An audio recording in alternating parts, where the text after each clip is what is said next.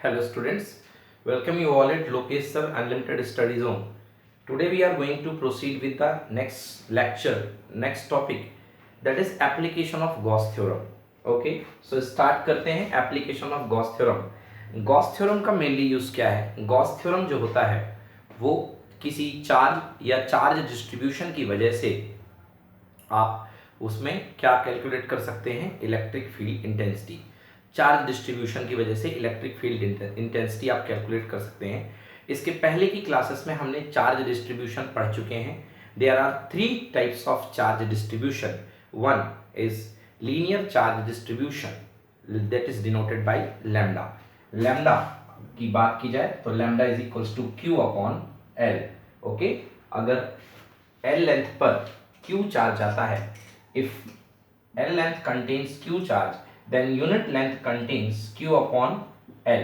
okay, l length है या उसकी बाउंड्री कह लीजिए, so you can also say it perimeter, q upon perimeter, क्योंकि जैसे ये सर्कल है तो अगर सर्कल का अगर आपने q चार्ज दिया है और q चार्ज इसके ऊपर यूनिफॉर्मली डिस्ट्रीब्यूट हो गया है, then that time you will say that the q charge distributed on its boundary that is 2 pi r. तो q चार्ज किस में गया है? 2 pi r बाउंड्री में गया है।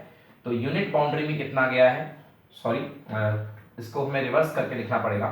2 पाई आर बाउंड्री में कितना चार्ज कंटेन है? Unit charge. तो यूनिट बाउंड्री में कितना चार्ज कंटेन होगा? q upon 2 pi r. This is called lambda. Lambda is equals to q upon 2 pi r. So first हमने आपको पिछले लेक्चर्स में पढ़ाया था चार्ज डेंसिटी के बारे में, that is line charge density first था। उसके बाद अगर चार्ज सरफेस में डिस्ट्रीब्यूट होता है, so that is called surface charge density. In short we can write what is lambda. Lambda is equals to q by l. Then sigma, surface charge density, that is equals to total charge on surface. And finally rho, that is volume charge density, that is q upon volume v. Okay, तो ये हमारे पास 3 तरीके के charge distribution थे और हमने काफ़ी detail में भी पढ़ा था। It is also somewhat can be written as dq by dl, and it is dq by ds, and it is dq by dv for differential length, for differential area and for differential volume. जब आप छोटे छोटे volumes की बात करेंगे तो आप ऐसा कुछ ले सकते हैं। Okay, dq by dv this. अब देखिए, हम आप अपने मेन टॉपिक पर बात कर रहे हैं, that is application of Gauss law. Application of Gauss law में हमारे सिलेबस में जो पहला डेरिवेशन है that is electric field intensity calculate करने के लिए due to an infinitely long straight conducting wire. Infinitely long straight charged wire, एक बहुत ही लंबी वायर है, उसकी वजह से आपको इलेक्ट्रिक फील्ड इंटेंसिटी कैलकुलेट करनी है। ओके, तो आइए देखते हैं एक इन्फाइनाइटली लॉन्ग वायर की वजह से हम इलेक्ट्रिक फील्ड इंटेंसिटी कैसे निकाल सकते हैं। सपोज ये आपके पास एक इन्फाइनाइटली लॉन्ग वायर है, बहुत बड़ा वायर है, इधर की तरफ प्लस इन्फिनिटी और इधर की तरफ ये माइनस इन्फिनिटी जा रहा है। ओके, तो आप इस पर सबसे पहले आपने क्या दिया है? चार्ज दिया है। तो चार्ज, क्योंकि ये लाइन वायर है तो चार्ज इसकी लेंथ के अक्रॉस डिस्ट्रीब्यूट हो जाएगा। तो ये इन्फाइनाइटली, सपोज आपने पॉजिटिव चार्ज इसको दिया तो पॉजिटिव चार्ज थ्रू आउट इस पे जो है डिस्ट्रीब्यूट हो जाएगा।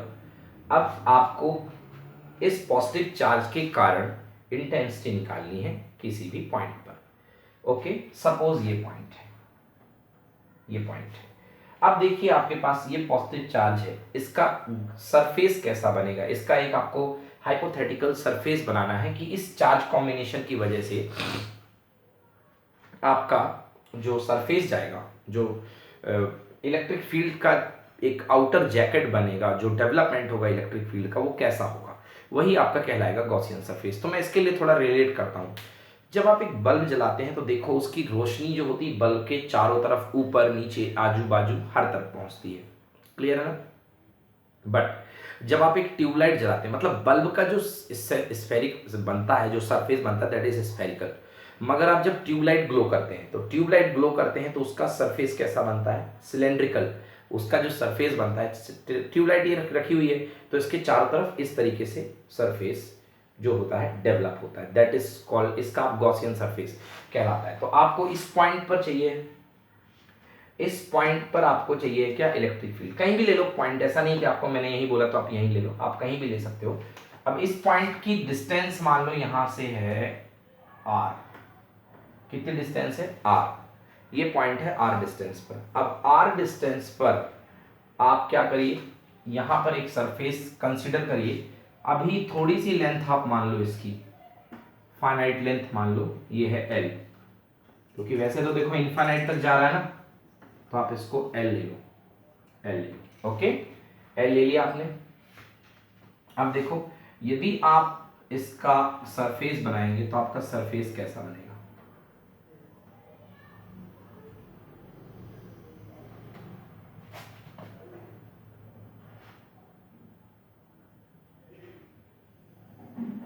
थोड़ा सा सिलेंडर मेरा ऊपर नीचे बन गया है, उसको आप लोग एडजस्ट कर लीजिए।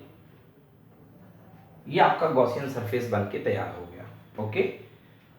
अब इस गॉसियन सरफेस में आपको 3 सरफेस एक्चुअली दिखाई दे रहा है, इसको बना दो ऐसा। हमें क्या निकालना है, इलेक्ट्रिक फील्ड इंटेंसिटी इस पॉइंट पर निकालनी है, ठीक है ना। तो ये प्लस चार्ज है, यहां पर ये इलेक्ट्रिक फील्ड कैसा रेडिएट होगा, इसको थ्रू आउट सीधा बाहर की तरफ आपका इलेक्ट्रिक फील्ड रेडिएट होगा। इतना तो आपको क्लियर हो जाना चाहिए कि ये प्लस चार्ज की वजह से हर जगह जो फील्ड रेडिएट होगा सिलेंड्रिकल सोर्स की वजह से, ये 3D है, पीछे भी ऐसा ही हो रहा है, इधर भी ऐसा हो रहा है, तो हर जगह मैंने इस पॉइंट पर निकाला। जैसे इसके जस्ट ये वाले पॉइंट पर r डिस्टेंस पर ऊपर कोई पॉइंट है तो मैंने उस पर निकाला ये, क्लियर। देखिए इस डायग्राम को बनाइए आप प्लीज, ओके। तो ये हमारे पास जो है हमारा स्फेरिक, ये हमारे पास गॉसियन सरफेस बन चुका है और हमें इसके किसी भी पॉइंट पर इलेक्ट्रिक फील्ड इंटेंसिटी यहाँ पर निकालनी है। चलिए देखिए, तो अब देखिए आपके पास 3 सरफेस यहाँ पर दिखाई दे रहे हैं। एक तो आपके पास जो सरफेस है, आप फील करिए इसको, जब तक आप सपोर्ट नहीं करेंगे इसमें तो कुछ नहीं हो पाएगा। इसमें आपके ये गॉसियन सरफेस है, ये लाइन कंडक्टर था, ये इसका गॉसियन सरफेस है। आपके सामने 3 सरफेस दिखाई दे रही है। एक सरफेस गॉसियन की ये है, ये वाली सरफेस है, इसका नाम आप दे देते हैं, इस वाले पार्ट का नाम आपने दे दिया बी पार्ट है, ये वाला पार्ट है बी पार्ट, ओके। ये आपने छोटा सा सरफेस भी मान लिया, इसका नाम दे दिया आपने बी। एक पार्ट आपका जो है ये वाला पार्ट है, this part is called a, एक छोटा सा सरफेस मान लो, क्योंकि अभी आपको कैलकुलेशन करनी है ना। तो एक पार्ट आपने ए ले लिया इधर वाला, एक पार्ट आपने बी ले लिया, और ये जो पार्ट है राउंडेड पार्ट है, इसका नाम आपने ले लिया सी, ओके। और ये आपने 3 सरफेस यहाँ पर ले लिए हैं। ये जो राउंडेड पार्ट है ये इसका आउटर जैकेट है और ये इसकी रेडियस पे होगा, ये इसकी रेडियस पे बैठा होगा, ठीक है ना।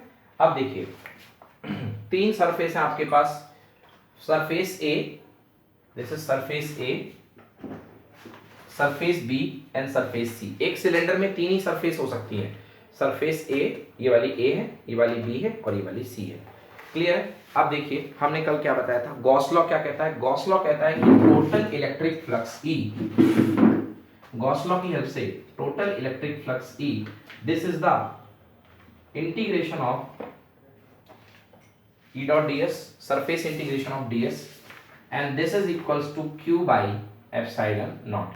तो हमको इतने पार्ट से मतलब है, ये वाला पार्ट हमारे कोई काम का नहीं है। अब E dot ds से मतलब है, देखिए सो इतने वाले पार्ट को ले लीजिए, सो क्या होगा E dot ds surface integration is equals to, आइए देखते हैं। हमारे पास 3 पार्ट हैं इंटीग्रेट करने के लिए। सबसे पहला वाला पार्ट ए है, ये वाला पार्ट, इस वाले पार्ट में हमने छोटा सा एरिया ले लिया ई, ए, ये हमने छोटा सा एरिया ले लिया, इसका नाम ले लो ए पार्ट के लिए। तो ए पार्ट के लिए ए पार्ट का ई डॉट डी एस, मतलब पार्ट ए का E dot D s, first flux इस वाले पार्ट का, देन पार्ट बी का flux, then integration flux of part b, flux going through part b. Actually आप समझो थोड़ा सा, हम कैलकुलेट क्या कर रहे हैं, हम टोटल फ्लक्स कैलकुलेट कर रहे हैं। तो टोटल फ्लक्स जो है हमने इमेजिन किया कि 3 रास्तों से जा सकता है, कुछ ए से जा सकता है, कुछ बी से जा सकता है, कुछ सी से जा सकता है। तो आप इसको ऐसा भी लिख सकते हो कि total flux is equals to 5 going through A plus 5 going through B plus 5 going through C. तीन पार्ट है ए बी सी, तो तीनों का फ्लक्स। तो first flux integration A E dot D S, then second B E dot D S, then plus C C part का flux E dot D S. Okay, अब देखो पहला part, ये है पहला पार्ट, फर्स्ट पार्ट। अब यदि फर्स्ट पार्ट में आप इलेक्ट्रिक फील्ड देखें, यहां पर देखें इलेक्ट्रिक फील्ड, तो इलेक्ट्रिक फील्ड तो रेडियल जाता है इसका सिलेंडर का, तो ये नीचे की तरफ जाएगा क्योंकि चार्ज यहाँ प्लेस है।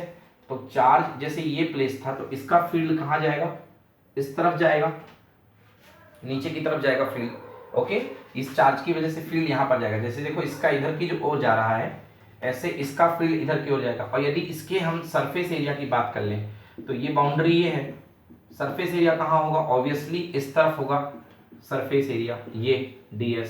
समझ रहे हो मैं क्या कह रहा हूँ? ये जो पार्ट है ऐसा है, तो आपने यहाँ पर एक छोटा सा सरफेस एरिया ले लिया जिसका नाम आपने ds दे दिया, तो उसका ds का एरिया वेक्टर किस तरफ जाएगा, ds का एरिया वेक्टर इस तरफ जाएगा, उसके परपेंडिकुलर, क्योंकि ये सरफेस है।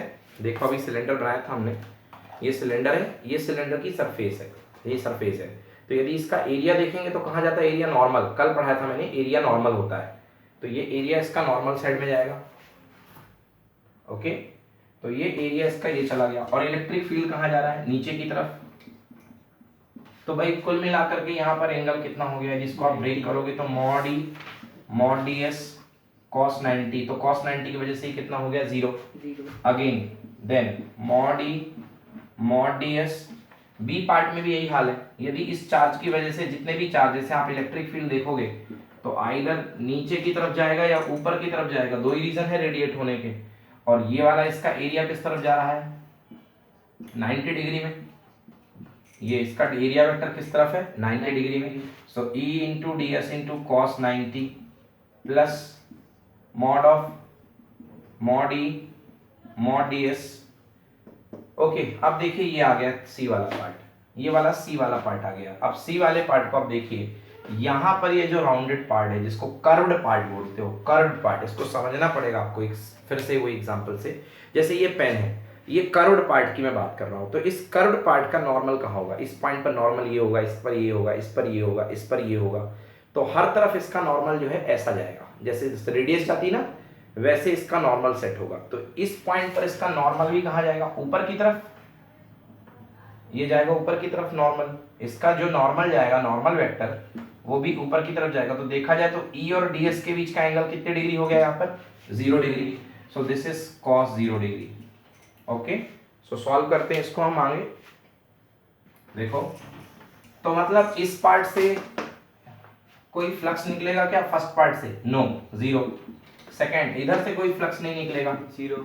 इधर पे फ्लक्स निकलेगा। अब देखो यहाँ पर सब जगह r दूरी कांस्टेंट है, हर जगह r दूरी कांस्टेंट है, तो इलेक्ट्रिक फील्ड भी कांस्टेंट होगा, E की जगह E आ जाएगा, अंदर केवल बचेगा कितना, सरफेस एरिया ds, और cos 0 की वैल्यू कितनी होती है, 1। तो ये कुल मिलाकर के हमारे पास आ गया surface integration of E dot ds is equals to, okay हम E डॉट ds निकाल रहे थे, sorry, surface integration E dot ds equals to q, तो इसको अभी पहले कैलकुलेट कर लो, सॉरी।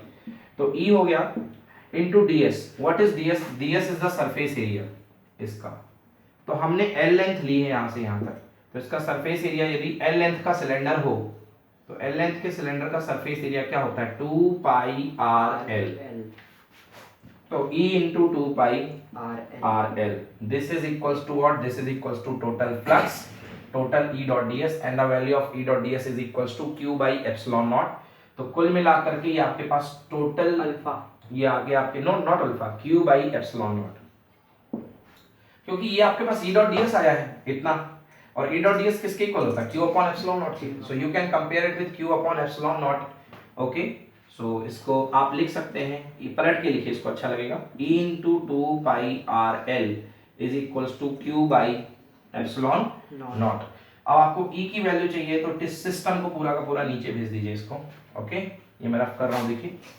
सो आप यदि इसको पूरा का पूरा नीचे भेज देंगे, इसको ट्रांसफर कर देंगे, so E is equals to 1 by 2 pi R L into Q upon epsilon naught. Clear हो गया?